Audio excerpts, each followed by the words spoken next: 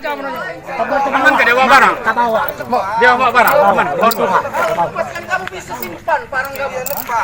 Ya, barang. Iya, jangan bawa barang sini. Inilah kelima warga yang sudah kedapatan bawa lading berhasil diamankan oleh anggota Satreskrim Polrestabes Palembang dari lokasi lahan kosong di labi-labi alang-alang lebar.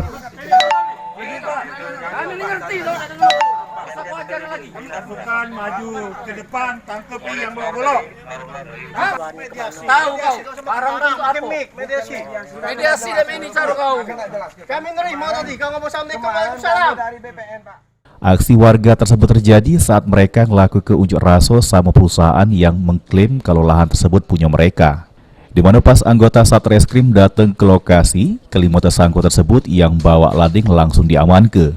Menurut keterangan Kapolrestabes Kombes Pol Anom Setiaji, senjata landep berupa lading sama parang yang digawa dipakai buat mempertahankan lahan mereka pas polisi datang guna melakukan penghadangan. Palembang melakukan upaya paksa penangkapan terhadap 5 orang yang kami persangkakan dengan undang-undang darurat, yaitu menguasai senjata tajam tanpa hak.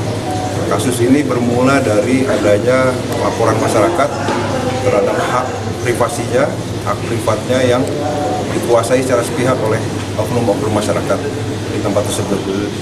Kemudian berangkat dari situ kami lakukan proses penyelidikan, kemudian terungkap bahwa masyarakat ini dengan dalih reformasi agraria, yang saya tegaskan di sini ini adalah lahan milik perorangan, bukan bagian daripada reformasi agraria.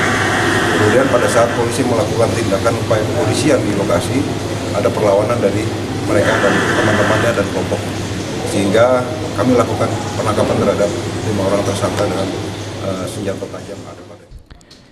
Ini kelima tersangka yang diamankan anggota Satreskrim di jeblos ke jalur tahanan Polrestabes Palembang. Irawan, PAL TV.